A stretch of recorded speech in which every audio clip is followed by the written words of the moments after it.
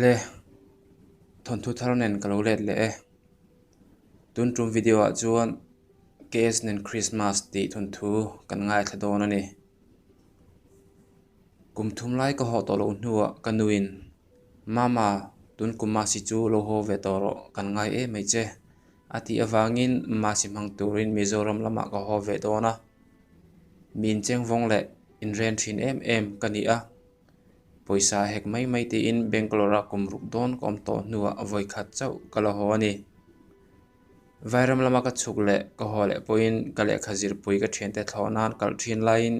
ke ero nuai lama motor le relin ka kal ve thin ani kan har sain in hlo chopa zirmi kania ka in hlona atanga ka sumhu manga to taka thlona chuan ai chuan sian so tlem theiang ber turin bus le relin ka zin thin ani rail ticket kalak reng poin alum em lai poni se AC ticket kala du ngai lova atlom zo sleeper ticket kala thin ani kan honi alo thlenga Thienten airport an pan line train station kapan ve thunga chutiang huna chuan kan re thei bil tuk chu poi ke ti in karil ru te po ana ve lek thin ani ma se mi in ren thiam em kania chung ko pa ngai tak fa pa lo ni ta po ni te reng ila rail chuang theilo ka ni ngot lo chuan rela ka ho tho ka ring ani a chan chu tho chhuala nei lo zirlai mai kalani don wang ani tuna po kan tin huna that lo em awangin in hlo chopin ka zira in ren takin ka tho lo chu ka mang thina thlona ticket man dei tur po kala nei ma se thiente ruala thlona ho chu chak ve view ma ila chu katan arem ve lo ani a chan chu kalo kal le na tur ka nei angaya ka kalsan le huna an lo man tur kanu le pa tan poisa tlema zong tal nu chia ka du don box si ani ti chuan Bangalore atanga kan lo chhu atanga kar khat dona aizol ka thlenga kan chuna ba sa thlon lo em awangin chon huwa thleng to tur kha zandar som pani dona aizol kan lu chau ani bongkona ba su din tirin ka chuka city bus emo taxi hom to don lo ti ri in ka bag rit vak lo chu akin ka kalang hal zela aizola hian chung te emo mel ria tha kan nei lo awangin hotela ka thleng don ani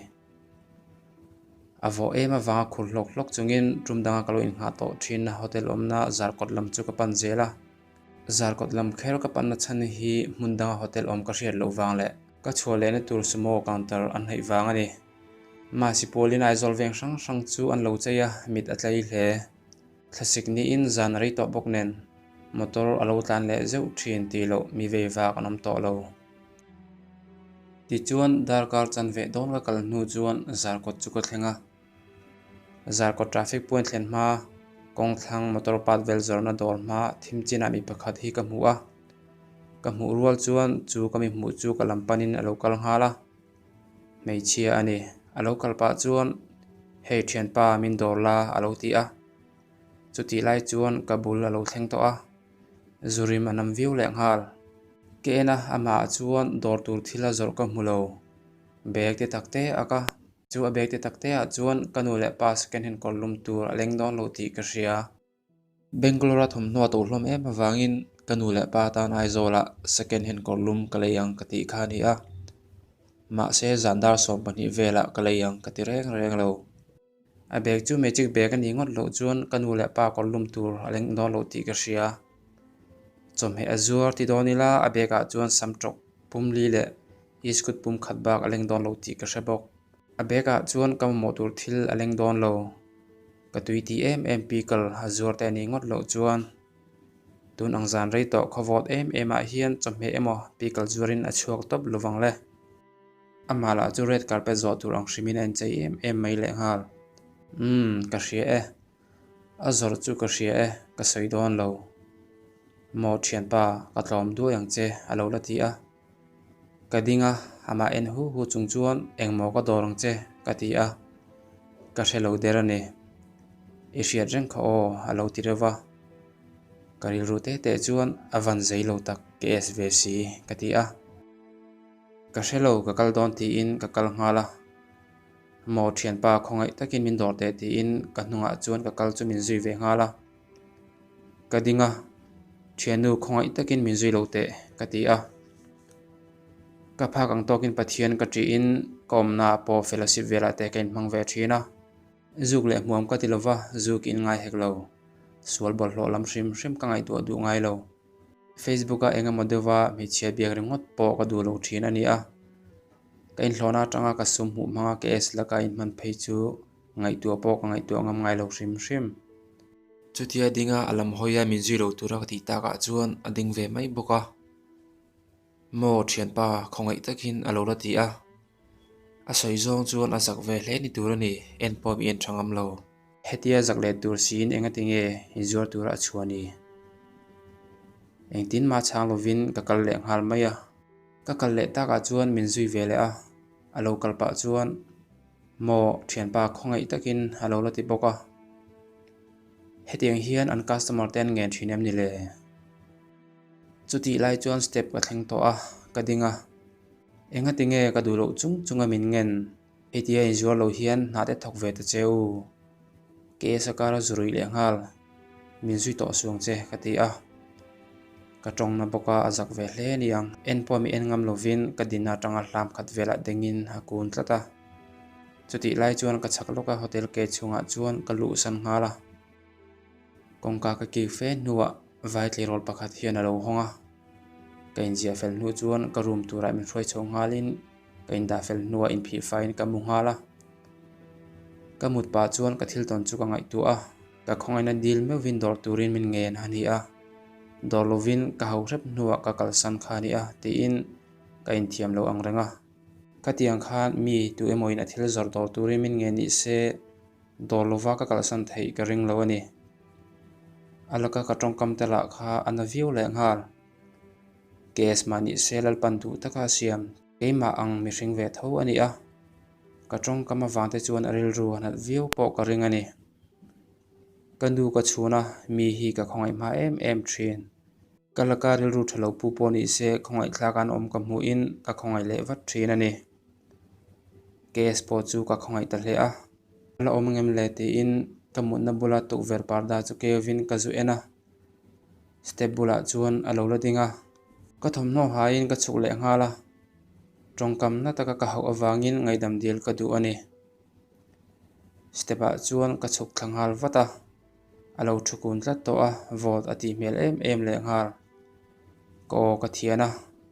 ko a hriat rual chuan alo hoi chho ngala alo trap mek ni turani amita mitui hatlinga hei thianu ilo lo mani mo I nichina ka tongkam awang khan min ngaidam ro o kati palani ka soilo top tur ka soyani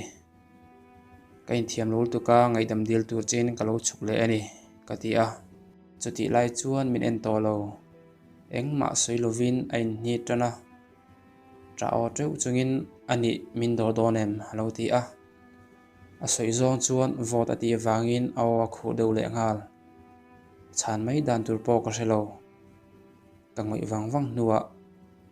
ka ruma chho phate ang kati a amit tui hrumul mol pa chuan alo ding vata kan panhi chuan ka ruma chho tur chuan kanin zoi chhota a meichia ka rhoi lu tur chu hriat tir tha ka hriat awangin ka pia dewa ka thianu chu din tirin reception counter kongka chu ka kik le a alo mu hi le man to nge alo hong mai lo han thedon chuang lo tia kal le mai ka tum lai chuan alo honga ka thianu ka rhoi lu don nia ka ti a ka thianu lo en pa chuan extra angai ang alo ti a engwang chuan mo a riak ngal don poni hleinem ka ti a extra pek lo chuan a thei lo ati thlata ivan phakar ve mo le khal ro ti in ka ke kola cheng som nga om chu ka pe a riat tir su o halo ti po ka chang ta lo ka thlen room kan han thleng chho chu a vot lu tuk kamu halon ti in a bag a chu da in a thom no pol lip lovin ka khuma chuan amung hala puan chuan ain lukhup ngal bok om dan chu angaina ka hrelo hle a ka dor be sei khan min zui chho emo ka ti a engwain nge amut ngal mai le hey ngati nge kamuna tura emut ringot thote howat la thang poisa tlem ka bedon chania ka ti a mi chang mai lo thianu ka soi chu hrem ka ti a khongai takin min mutiri ro kanom deu nuwa ka hodon ya halo ti a idam lo em ni katia mi chang lo adam lo nianga ti in apon sin chu kevin apang kazude saka apang chu lo sal he a idam lo ni hi enga tinge dam lo chungai chua reng reng ni engtin nge kan tiang o dam doi dorin hong om to om si lo katia eng ma soi ve lo ti tu le soi tur ber por lovin amuna khumbula chuan kading renga thianu heti omngot chu afu karing lo civila kan vakal don em niang katia angai lo ka beka khan na chokna ha om tuinen min lo pelok mai halo ti a khumbul dokana abek chu line dam doi chu ka zong ngal wata abek a chuan dam doi le poisa cheng somnga hi alo oma dam doi chu line ka tui botol nen chuan khale tui le dam doi chu katia chu vele dam doi chu line tuinen amom ngala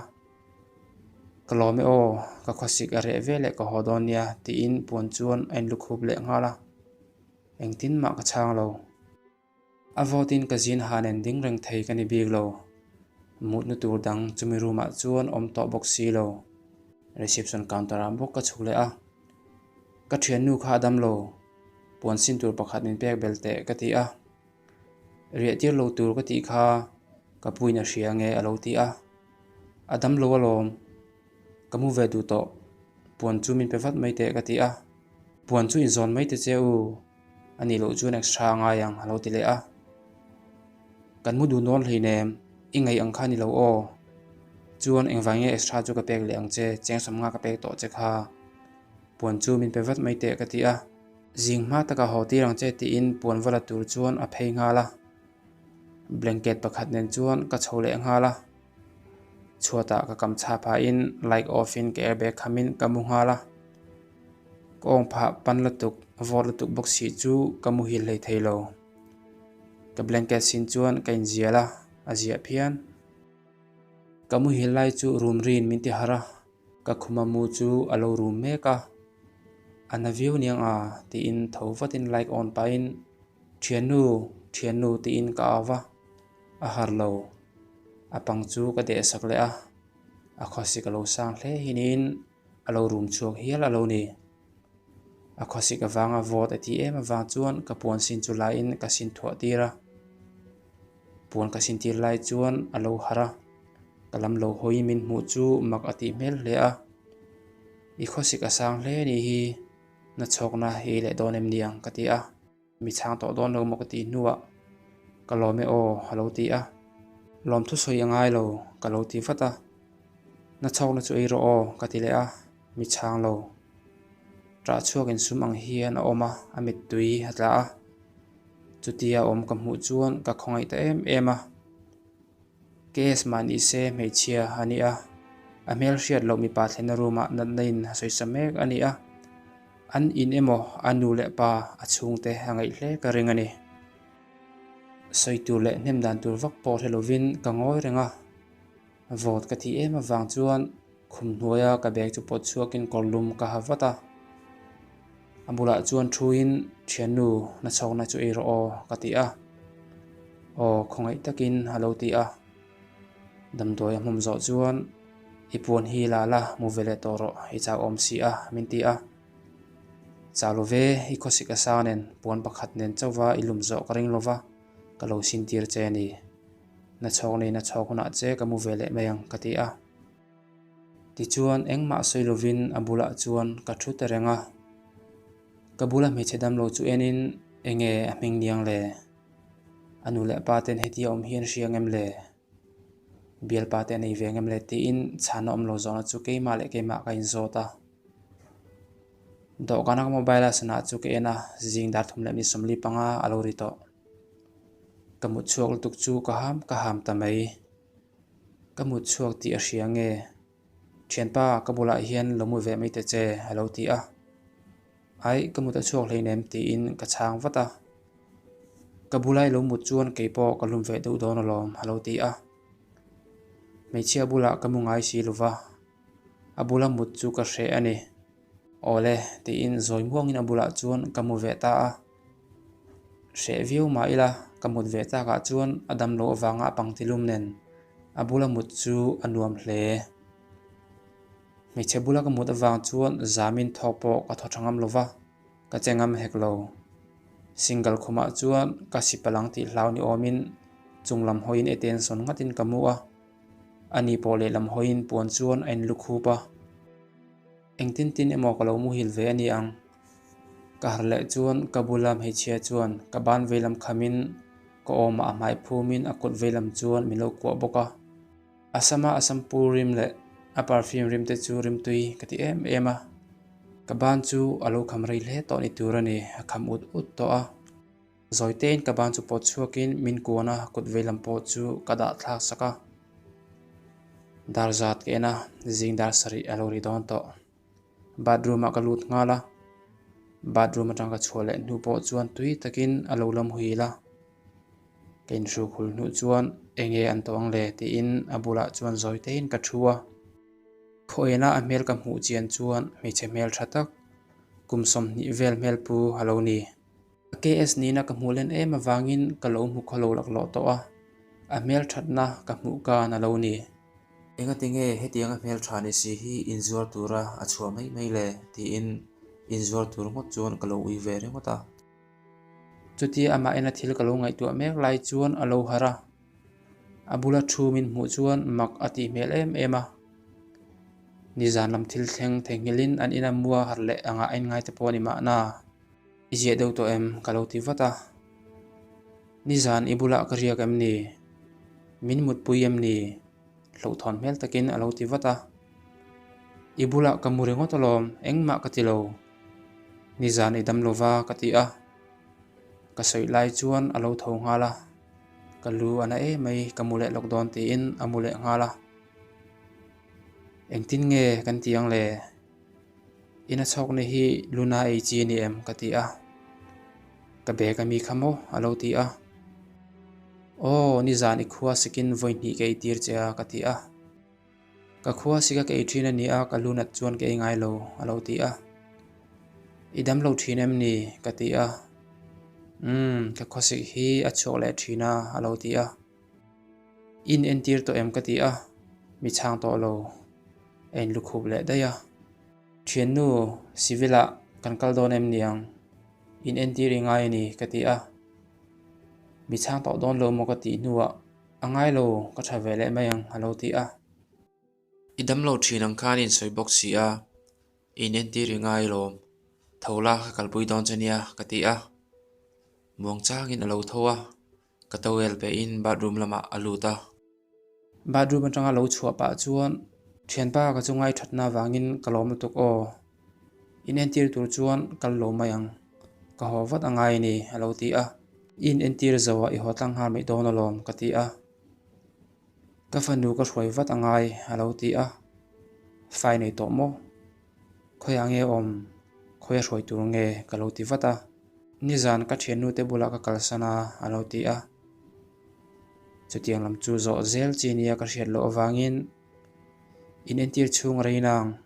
in entir zawa ikaldon ya keipo ko hona tur ticket man pe ka ngaya mc lama ka kal tho angai kalo kalpui ngal don chania damlo chuan azol tak tak main in entir vata tha kati a anai tho boka ke in kan phaya pathian khoina zara ka resel tha in damdo in hrim hi kalut ngai lova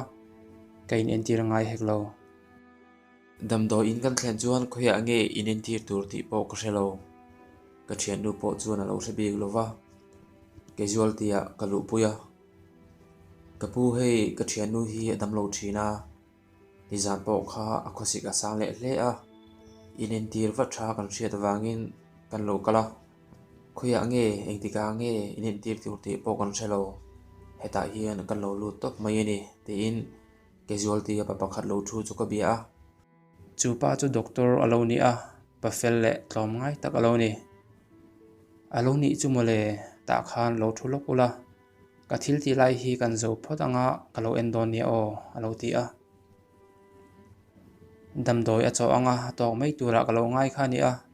ma se ka thian nu chu alo typhoid a admit tura ti ani pona chuan kan dinga angai lo damdoi ke inga ka thale mai don alom ti in admit ni chu adu tlat lova doctor in admit tura ti che chuan in admit nge tha lungai su ka boy piang che ka ti a om dan la tong kam vela tangin damdo ina omna tur poisa ani lova chumi awang chuan admit di chu adu lo ti ka ria tin case hiala ni awang chuan chung te ani lo emo